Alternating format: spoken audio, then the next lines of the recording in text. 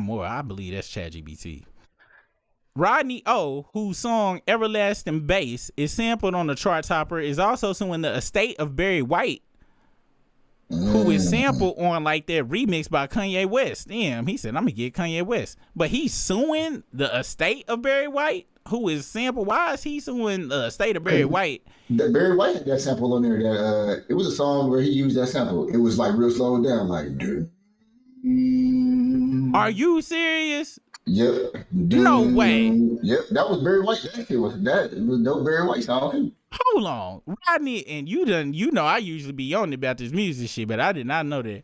Rodney is claiming that he has not been paid royalties from the song and that a proper release was never secured for the sample. He is also criticized being left off the songwriting credits for the track when it was submitted to the Grammys, and that he was not given the version that featured Lamar's inflammatory verse. A representative from Metro Boomin told TMZ that they did obtain the rights to the sample and paid Rodney 50 racks. The rep also offered that Rodney's issues should be focused on the estate of Barry White, who may be holding up royalty payments through their relationship with Epic Records. The estate of Barry White has yet to comment on the suit.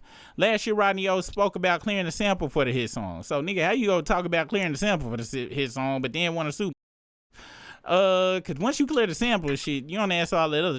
The other shit ain't necessary. That was that issue with Beyonce and Khalees that time when Khalees was mad about that sample, but Beyonce her people went through all the channels, and she just wanted some pleasantries, and business is business at the end of the day when it comes to this. Yo, if you go to Barry White song, I'll as a matter of fact, I'm just give you a link. But this the track right here. So, but I thought the Barry White song came out first. Did it? I could have sworn. Did it? Because when did that Barry White song come out? That shit came out in. Oh, that shit came out like 77 or something. When did that Everlasting Bass song come out? I thought that shit was like 86 or 87. Unless I got my times mixed up. Because that Barry White song, because that's the original sample. Then the Barry White, that's the original, the 1973. Yeah. So how the he suing the Barry White people? Oh damn. He said the vibe is crazy because the song was big when it came out. For it to be even bigger now, all these years later, is crazy. I heard the song, I knew it was good, but when it comes out and the world hears it, you hear it, react to it the way you react to it, that's confirmation. Every song that I've cleared, they've sent it to me prior and I've been able to check it out. A lot of people that have used the sample in the past, but when I heard like that, I was like, they totally demolished it. His claim that he did not hear the song in full also appears true, as he said at the time. Somebody called me the day before it came out and said, hey man, I got some news for you. I actually heard Kendrick is on that record. And I was like, no, Kendrick ain't on that record because I have it. Songs now, they'll be 2 minutes and 30 seconds. So when I heard it, I'm like, that's the whole song. So I said, he might be on the remix or something like that. That's what I'm thinking. So let me see. Hey, the comments. Anybody remember that remix Kanye did? I thought not. LOL. Selling Kendrick, he got him. No one cared because he was already more washed up than a whale that flopped in the Atlantic. Now he's mad that Kendrick was able to kill Drake, something he couldn't do with his washed up ABC bars. I know Coon Face Killer. I know this ain't Aerial Smoke, but this is very Aerial Smoke-ish in tone. This is Aerial Smoke-ish in tone. If it had been Bussy up in here, if the word Bussy had been included, I was like, that's Aerial Smoke right there. Let's see. Let me see something. So this lawsuit don't make sense to me. Let's see if because let's go to ChatGPT. Because Barry White shit just had that do, but then the Everlasting, they had the high pitch part. That's the part they had originally. Then they used Barry White that up under that.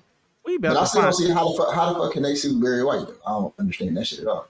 Yeah, let me see. Yeah, no, Barry White did not sample Everlasting Bass. In fact, it's the other way around. Rodney O and Joe Cooley's 1986 track Everlasting Bass sampled Barry White's 1973 hit I'm Gonna Love You Just a Little Bit More, Baby. This sample forms the foundation of the iconic bass line. I knew that shit. Interestingly, decades later, Barry White's estate filed a lawsuit claiming that Everlasting Bass infringed upon the original composition. The lawsuit suggests that the sample may not have been properly cleared at the time of the song's release. So to clarify, Barry White's music was sampled in Everlasting Bass, not the other way around. I think you're right. That Sam Moore character, that's ChatGPT. You just had it incorrect. That's motherfucking ChatGPT.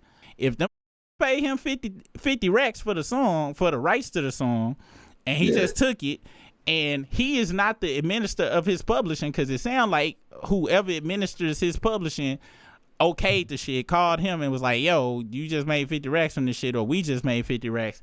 And they just said okayed that song and said y'all got the rights to it, and then they made a remix to it and all this other shit. Then depending on what all they made the contract with his publishing administration, he might not have no case. I don't think he got no case actually. If they pay him 50 racks, is that a normal thing? Because I would think that like motherfuckers like Metro Boomin and Future, they got the big companies behind them. They gonna make sure shit get cleared the way it's supposed to. Do shit slip by like that. If he got 50 racks, if they paid him, he said they contacted him, said, hey, they on the song. He's saying, oh well, I didn't know Kendrick was on it. That ain't got to do with. You already paid for the guy. If they already paid you the sample for the beat, they can put whoever the they want to on the goddamn beat. They paid you the sample this for this song.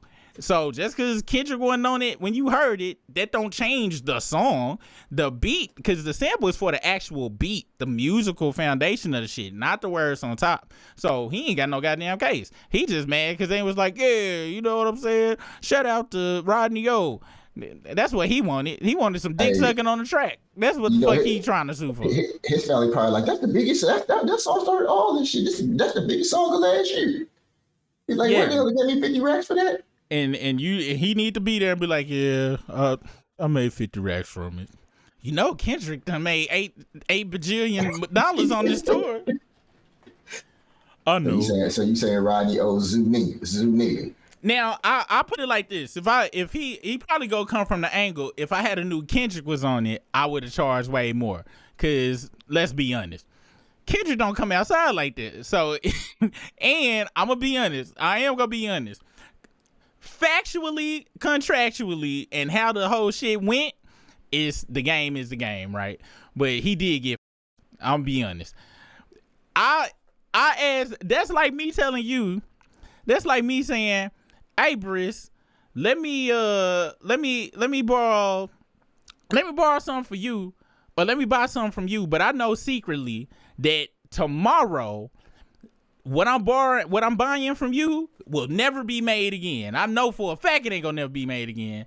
Now, I could tell you that, you know what I'm saying, if I'm cool with you like that, but business is business. So I'll be like, hey, man, let me borrow that. Let me buy that so-and-so from you. You be like, yeah, all right, it's all good. Just give me XYZ, and I get it. Then tomorrow, you find out the shit never gonna be made again. You got one of the last 5 copies. You can be mad at me, but I didn't have to tell you that. But technically, I can be mad, but technically I can't do shit about it. You can't do shit about it. Except for try to sue and shit, so the judge would be like, come on now, did he finesse you? Sure he did. I'm sure he knew, but legally, you know what I'm saying? So yeah, he just filing paperwork for nothing. And what he really hoping, I'm pretty sure what he really hoping is they settle out of court right now for $20. That's what he hoping, that he get a settlement and shit. But nah, buddy, you just got finessed him. That's why you gotta listen. Always listen. He been in the game since the 80s. He ripped off Barry White. How you go sample Barry White? Not they had to come sue you for some money, and now the damn clock done came all the way back around. And what's crazy about sampling it is you can sample whoever the you really wanted to until Biz Markie and say he's just a friend. Well, actually, Alone Again, Naturally. So Biz Markie came out with this song Alone Again. Well, no. You Got What I Need sampled this song called Alone Again Naturally. And up until that point, nobody had really took nobody to court about no samples. And so motherfuckers, if that shit had happened before Marley Marl got in the game, nigga, sampling would be completely different. Like, it would be completely, matter of fact, if that had happened before Marley Marl or before Prince Paul and got with not Trial Called Quest, but with De La Soul, nigga, it's a few, not more than a few. It's a plethora of albums we would not have gotten because the sampling, one putting shit in line, no one saying none of nobody. Song just full of samples and that Biz Markie came out with that You Got What I Need. Shit blew up crazy, and the sample, the original owner of the song was like, "Not on my watch, nigga. We're taking you to court." And that set the precedent for everything. Sampling from that point on changed. It got hella expensive and shit. And I'm glad that shit didn't happen before Marley Marl and shit then was dropping all that shit. This is a bunch of shit that when it came out for them. And that's what killed everything by the end of the 2000s. By the end of the 90s into the 2000s. That's when remixes got all whack and everybody started coming with them. That's why Swiss Beats was able to blow up with them goddamn Casio beats, which was they was hard, but the sampling cost too damn much and shit. By the time 2000s came, and that's why Snap Music was able to come in, because all the samples, you had to be balling out as hell to get balling like. That's why Rockefeller them and all them was the last to be using samples and shit. Kanye West them running up crazy budgets and the majority of that shit was going to. Peter Guns talked about how that damn New York niggas got crazy game. That one song, that Uptown Baby, we get, you know that damn song. Yeah. They say they took like 80%, 80 or 90%. They might have took 100% of that sample. Matter of fact, let me see. What was the name of that song? Uptown Baby. Peter Guns. Sample percent Uptown. Let me see, because I believe he said them took like 100% of their goddamn sampling. Which, to be honest, that sample was the whole damn song. Yeah. Nigga, check this out, nigga. Yo, this how crazy it was. They not only did they have to pay them $115,000 up front, but them got 100% of the royalties. They ain't even split no with them on the back end. Didn't even split nothing with them niggas on the back end and shit. But I gotta be honest, please tell me you remember any of the verses of that song. You don't remember, but the chorus and that the beat was the song. So I ain't mad at them. Now I do believe they put a nigga tax on them. Steely Dan was like Steely Dan, they sample ironically called Black Cow, and Steely Dan said, you black cows ain't go milk us. But it is what it is though. It's 7:15, that means the struggle stream, but we probably late, so it might be 8. You know, I just ate on this freestyle I created, so hit that like, subscribe, cause we about to go live.